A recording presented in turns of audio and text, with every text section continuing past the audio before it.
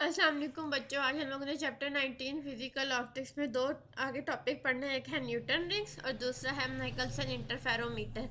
बेटे जो Newton ring है हम लोगों के पास वो ये इसका बेटे अपरेटस है। इस अपरेटस में बेटे हम लोगों के पास एक प्लेनो कन्वेक्स लेंस, बेटे आप नीचे देख रहे हो एक जगह पर ओ लिखा हुआ है। एक प्लेन से बेटी शीट बनी हुई है बिल्कुल ठीक है, उसके ऊपर एक लेंस पड़ा हुआ है। वो जो लेंस है उस लेंस को हम प्लेनो कन्वेक्स लेंस कहते हैं।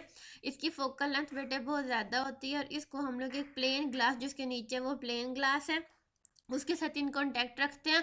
और इन दोनों के दरम्यान में बेटे एक थिन फिल्म का मतलब आप ऐसे समझ लो कि ऑयल और वाटर की एक थिन फिल्म समझ लो, ठीक है। उनको मिक्स करके वो रख दें या फिर सर्फ को रख दें, सर्फ और वाटर जो सा होता है बेटा उसको, ठीक है। तो हम लोगों के पास डार्क और ब्राइट फ्रिंजेस नज़र आते थे रिंग्स की फॉर्म में, जिनको हम न्यूटन रिंग्स कहते थे। बट अगर हम लोग इस फिगर को देखते हैं ना, तो इस फिगर में हम लोगों के पास क्या चीज़ है, हम लोग के पास बेटे एक एम नज़र आ रहा होगा आपको, ये हमारे पास माइक्रोस्कोप है, ठीक है। एक एस सोर्स है, सोर्स के आगे लेंस है। बेटे लेंस का काम होता है, क्योंकि लाइट की जो नेचर है ना वो है कि वो फैलती है, ठीक है, डिस्पर्स होती है। तो हम लेंस लगा के मैक्सिमम लाइट को अपने टारगेट की तरफ फेंकने की कोशिश करते हैं, ठीक है। आगे बेटे एक ग्लास लगा हुआ है हमारे पास, जो जी से रिप्रेजेंट हो रहा है। और आगे बेटे इसके नीचे आप देखते हो तो आपके पास दो, एक लेंस है बेटे और एक हमारे पास ग्लास शीट है। The thickness of the air film between plano-convex lens and glass slit is almost zero at the point of contact O। बेटे जहाँ पर O नज़र आ रहा है वहाँ पर जो हमारा लेंस है वो बिल्कुल हमारी प्लेट के बिल्कुल साथ लगा हुआ है, तो यहाँ पर थिकनेस बेटे ज़ीरो है। और आहिस्ता आहिस्ता बेटे ये इंक्रीज कर रही है जैसे जैसे हमारे पास लेंस आगे आगे यानी उसकी पेरिफेरी की तरफ जाते जाएं, तो ठीक है। That the point where the thickness of the air film is constant will lie on the circle with O S centre. इसलिए हमारे पास जो बेटा न्यूटन रिंग्स आते हैं उनका जो सेंटर होता है ना बेटे, वहाँ पर हम लोगों के पास ये ओ वाला पॉइंट है जो हमारा न्यूटन रिंग का सेंटर बनता है, ठीक है। और दोनों साइड से फिर बेटा डार्क एंड ब्राइट फ्रिंजेस बनती जाती हैं, जो कि हमारे पास बेटे न्यूटन रिंग्स की फॉर्म ले लेते हैं। लाइट बीम बेटे एक मोनोक्रोमेटिक सोर्स से लाई जाती है, जो कि बेटे हम लोग एक कन्वेक्स लेंस है, कन्वेक्स लेंस को पैरल कर देता है ना, ठीक है। वो एक ग्लास प्लेट के ऊपर फॉल करती है। कुछ रेज ऐसी होती हैं बेटे जो पार्शली रिफ्लेक्ट कर जाती हैं, बाकी रिफ्रैक्ट कर जाती हैं, ठीक है। अब जो बेटे लाइट रेज हम लोगों की नॉर्मल लेंस के ऊपर गिरती हैं, ठीक है, these rays are reflected by the top and bottom surface of the air film. अब होगा क्या कि कुछ जो रेज हैं बेटे वो इस लेंस में आएंगी, लेंस से आगे प्लेन तक जाएंगी, आगे बेटे हम लोगों के पास ऑयल फिल्म मौजूद होगी, वहां से बेटे वो वापस रिफ्लेक्ट कर जाएंगी। क्योंकि बेटे ये हमारे पास रेस कोहरेंट है और इंटरफेयर करेंगी बेटे, कभी कंस्ट्रक्टिव और कभी डिस्ट्रक्टिव। हम ये चीज़ बेटे कहाँ से देख सकते हैं, हम ये अपने जो एम है बेटे यानी माइक्रोस्कोप है उसमें ये चीज़ देख सकते हैं। बेटे इस तरह की शक्ल आती है। जो सेंट्रल पॉइंट होता है ना बेटे, at the point of the contact of lens and the glass plate the thickness of the film is effectively zero, but due to reflection at the lower surface of the air film from a denser medium an additional path difference of λ/2 is introduce. बेटे हम लोगों ने ये बात chapter number 8 में पढ़ी हुई है कि जब एक डेंसर से एक लाइटर मीडियम में जाए या एक लाइटर मीडियम से डेंसर मीडियम में, तो फिर क्या चेंजेस आते हैं, ठीक है।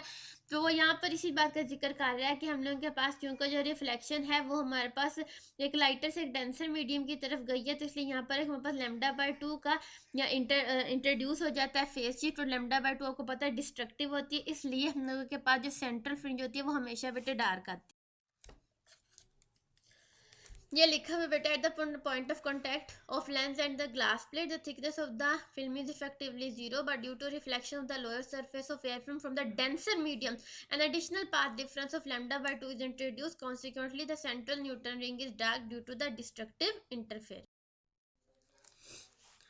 बेटा जो हमारा सेकंड टॉपिक है वो Michelson interferometer. Michelson interferometer is an instrument that can be used to measure distance with extremely high precision.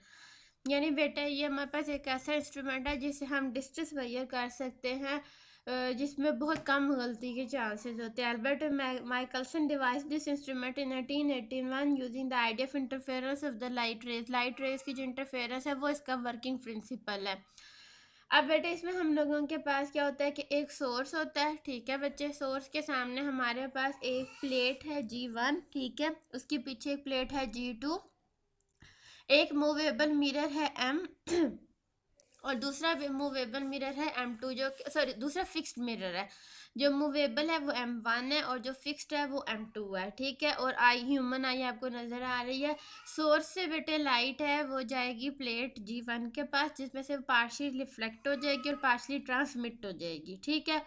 जो रिफ्लेक्ट होगी बेटे वो 1 के तौर पर यहाँ पर मौजूद है, वो मिरर के पास जाएगी। बेटे मिरर अपने अंदर लाइट ऑब्जर्व नहीं करता, वो सारी की सारी लाइट हमें वापस भेजेगा, जो कि G1 से गुजर के हमारी आँख तक पहुँच जाएगी। जो दूसरी वाली रे थी जो कि हम लोगों के पास G1 से गुजर के G2 वाली तरफ गई थी, वो L2 डिस्टेंस कवर करेगी टुवर्ड्स द फिक्स्ड मिरर, ठीक है। और यहाँ से फिर वापस आएगी और उसी तरीके से आँख में जाएगी। इस तरह एक सोर्स दो हिस्सों में कन्वर्ट हो जाएगा और इनमें इंटरफेरेंस हो जाएगी। ये था इसका काम करने का तरीका। इसमें बेटे जो हमारी G2 वाली प्लेट है वो उसी मटेरियल से बनी है जिससे हमारी G1 बनी हुई है, और ये इसलिए लगाई गई है रास्ते में, इसको कहते हैं कंपनसेटर प्लेट। ये इक्वलाइज करती है पाथ डिफरेंस को, क्योंकि आपको पता है कि इंटरफेरेंस के लिए हमारे कुछ शराइत हैं, तो उसमें बेटे कोहरेंसी भी है, ठीक है। तो बीम 1 और बीम 2 जो ग्लास के अंदर है उनके अंदर जो पाथ डिफरेंस है उसको ये इक्वलाइज करने के लिए इस्तेमाल होती है, ठीक हो गया। अब बेटे हम लोगों के पास यहाँ पर ये ऑप्शन भी मौजूद है कि जो M1 है हम उसको मूव कर सकते हैं। तो हम जब उसको मूव करते हैं तो उस लिहाज से भी हमारे पास जो मतलब शिफ्ट हो जाती हैं, जो इंटरफेरेंस फ्रिंजेस आती हैं वो, ठीक है। जैसे अगर हम λ/2 का पाथ डिफरेंस देते हैं तो डबल इसमें बेटे चेंज होगा, क्योंकि λ/2 ऊपर और फिर λ/2 नीचे वापस आने में λ/2 प्लस करते हैं तो ये लैम्डा बन जाता है, ठीक है। अब हम लोग इस जब हमने कोई फ्रिंज बेटे शिफ्ट करनी हो तो फिर हम जो मिरर है ना उसको यूज़ करते हैं। Fringe shifted each time the mirror is displace through λ/2, ठीक हो गया। Hence, by counting the number m of the fringes which are shifted by the displacement L of the mirror, we can write the equation L is equals to m λ/2. So lambda is equals to 2L over m. जो बेटा lambda ये हम लोगों के पास Michelson interferometer, ये basically use होता है बेटे determination of wavelength of the light के लिए, ठीक है। उसके अलावा बेटे ये हम लोगों के पास यूज़ होता है Michelson measured the length of the standard metre in term of the wavelength of red cadmium and prove that standard metre is equal to 1553163.5 wavelength of the light, ठीक है। इसके अलावा बेटे if the light of wavelength lambda 400 newton metre is use, it can be measure the thickness up to 10⁻⁻⁴ millimetre 4 millimetre और 100 millimetre. उसके अलावा बेटा हम इसको इंटरफेरेंस ऑफ लाइट के लिए इस्तेमाल कर सकते हैं। अगर हमने ये ऑब्जर्व करना हो कि इंटरफेरेंस ऑफ लाइट हो रही है तो हम उसके लिए भी ये इंस्ट्रूमेंट इस्तेमाल कर सकते हैं। ये इसके 4 यूजेस हैं। बेटा फिर आप इनको पढ़िएगा और कोई सवाल हुआ तो हम उसको डिस्कस कर लेंगे।